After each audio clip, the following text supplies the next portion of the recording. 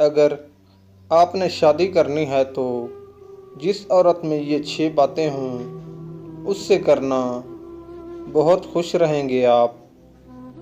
Number 1، ایسی عورت جو پردہ کرے۔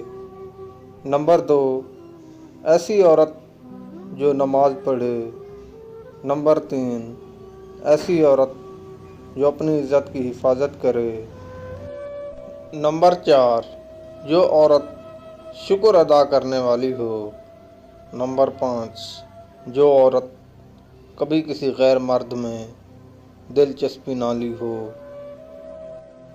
نمبر 6، وہ عورت جو اپنے والدین کی عزت رکھے اور کبھی کوئی ایسا کام نہ کیا ہو جو اس کے والدین کی عزت میں کمی کا سبب بنے۔